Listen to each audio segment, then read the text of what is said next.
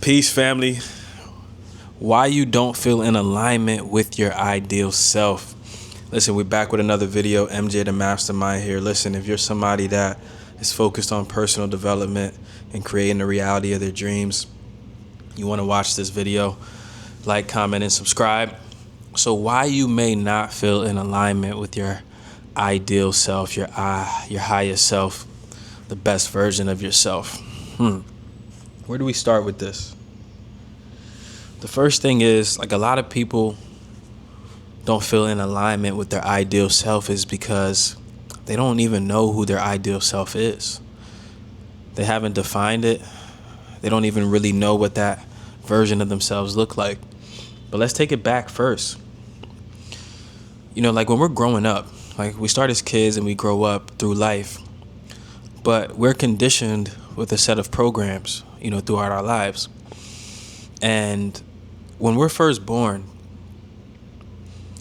we don't have a conscious mind, right? So from the ages of 0 to 7, we don't have a conscious mind. It's just all subconscious.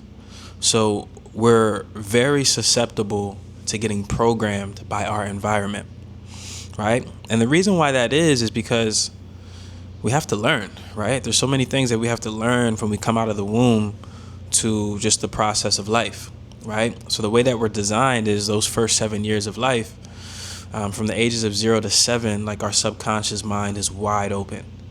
So that means is that, like, we're so easy to be programmed by our environment, our parents, television, school. You see it all the time with kids, right? They go to school, they learn a new word, they learn something new, and, it becomes a part of their behavior. And the parents are like, where'd you learn that from, right? So we got to take it back first. So who you are today is a representation of the programs that you've been programmed, throughout the course of your life, right? And like I said, there's so many different, things you've been programmed by throughout the course of life to create your current identity. Now, a lot of these things that we've learned in life, or these programs that we've gotten in life, may not serve us now. Okay? So you could be living a program consistently that's really not in alignment with your ideal self because it's just what you've been conditioned to do. Okay? So throughout the course of our lives, we fall into these different behavioral patterns, habit patterns, and things like that. But most people don't really take the time to reflect on if the programs that they're running on a day-to-day basis actually serve them. And when I say programs, right, for those that may not be, familiar with the subconscious mind, like when I say programs, these are habitual thoughts, habitual actions, habitual behaviors. Is everything that creates your current identity, right? And, I've said this quote before, but it's so true. It's one of my favorites. The level of consciousness that you're at now will not be the level of consciousness that gets you to where you want to go. So we all have to go through a process of reprogramming to evolve. Reprogramming is a part of evolution. Okay? Now, why you may not feel in alignment with your ideal self is first because of these habitual programs that you've just been running throughout the course of your life. Right? So the first step is we got to sit down and we actually have to reflect and get clear with who we are currently, what doesn't serve us, and ultimately who we want to become. Okay? So one of the first things that I recommend is defining that ideal self, right? Actually writing it down, sitting down, spending time with yourself, and actually identifying like what that ideal self actually looks like, what the standards are, what the principles are, what the habits are, what the routines are, what's acceptable, what's not acceptable, and getting clear on who that actual ideal version of yourself actually is. Because you can't live in alignment and live congruent with something that you haven't even defined. Okay? So we get clear on the ideal self. And then we have to analyze our current self, right? And we have to analyze the current programs. And that takes a lot of reflection, right? It takes some reflection time. It takes some journaling. It takes silence. It takes silence, y'all. You know, to be able to dig deep within yourself and do that shadow work, it takes silence. So you have to spend time with yourself, away from the noise, away from your environment. You know, and this is why, you know, I'm a huge advocate of meditation, and, you know, just for a moment, just taking yourself out of your external environment and diving deep within, right? Now, through that period of reflection, journaling, this is when you have to go through that period of asking yourself the tough questions, right? What behaviors am I exuding that are not serving me? What things are a part of my life that are holding me back? And this is when you have to be objective with yourself, and you cannot be biased. And it's almost like you have to step outside of yourself for a second and not look at yourself from the perspective of the human version of you, right? Your shell. But look at yourself from the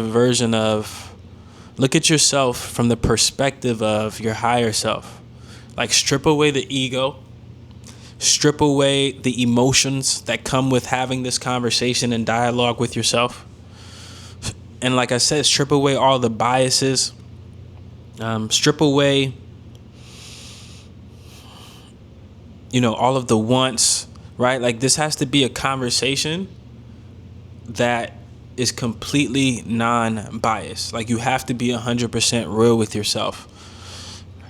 So when you're having this dialogue and conversation with yourself, and you're asking yourself these tough questions about your current self and what's holding you back, and how to improve, you know, you want to sit with that for a little bit, right? You want to sit with that. And now we're at the point where two things are clear: your ideal self and your current self. And what that creates is a gap. That creates a gap, okay? And when you identify that gap, now it's your responsibility to close that gap, okay? And this is where conscious congruency comes in to play. And when I talk about conscious congruency, we're talking about listening and taking action. And what are you listening to? You're listening to that inner voice, that inner guide, that inner knowingness of exactly what you need to do, what you should be doing, and the correct way of conducting yourself. Now, I'll be honest with y'all, man. I don't like saying things are hard. I don't like saying things are difficult. But what I will say is it can be. It can be challenging. It can be difficult. It can be hard. Man, this is good. This is so good. Man, it can really be difficult and challenging to be consciously congruent, because internally your mind has developed these patterns of behavior, which from the perspective of your mind is the path of least resistance, right? Because our mind wants to conserve our bodies, our mind, just like our whole system as human beings is designed to conserve energy, right? Because we've been designed for survival. So when it comes to conserving energy, the mind doesn't like to think and do new things. It just likes to continue to repeat and run the same program. And that's why it can be challenging, because we've designed ourselves to continue to run this same program. So when it comes to change, when it comes to creating a new program, it can be challenging, right? But all things that are worth having are challenging, right? So that should never be an excuse. But back to the point. It can be challenging, y'all, because there's this inner pull for you to stay the same, right? And that's why living consciously congruent can be challenging. But what choice do you have? If we keep making the same decisions, if we keep being the same version of ourselves, we're going to continue to get the same results. Okay? So it will be challenging in the beginning, especially. It will be somewhat difficult to rewire your mind, because that's what's happening. Like you're rebuilding the neural pathways in your brain, because when the mind connection to the body is through neural pathways. So when you do an action and it's a habit, the mind has created these neural pathways in your brain that make that habit, that action easy to do, because it's something that you've repetitively done. But when you're trying to create a new version of yourself and you're trying to create a new program, you are building new neural pathways. So think about it like this, like in a snowstorm, and when in the snowstorm, the first steps, right, are the most challenging, right? But if you're following behind somebody and you're stepping in the same steps that they've already stepped in, it's much easier, right? And it's the same thing with the brain. Like if you've done an action repeatedly over time and it's become a part of your program, it gets easier to just continue to do that, right? And it becomes more difficult to change. So in the beginning, y'all, it can be difficult to start living in alignment with our ideal self. It brings a lot of uncomfortability. It brings a lot of, you could feel anxious. It brings a lot of emotions, right? And this is why having control of your nervous system is so important, because once you have control of your nervous system and you can reset yourself and you can breathe correctly and calm your nervous system, it raises your awareness, it raises your frequency, and becoming and living in alignment and taking the right steps and the right actions and right behaviors that are in alignment with your ideal self become easier because you're on the right frequency. Okay? So the first thing is you have to identify what that ideal self actually is. The second thing is you have to objectively G-check yourself. You have to objectively analyze your current self. And then the third step is we have to bridge that gap by living consciously congruent. And I know, y'all, it can be challenging. I go through it too. I backslide. Right? It's all part of the journey. It's all part of our evolution and growth. But if we do not live in alignment and live congruent, we'll never get to where we want to go, right? And the question that we have to ask ourselves is what I want now more important than what I want most? Is what I want now in this moment more important than what I want most? And if the answer is no, then you know exactly what you need to do, right? You know the choice that you need to make. You know the action that you need to take. You know the behavior that you need to exude. All right, y'all. Man, I love y'all. Man, I hope this was helpful. One Take MJ.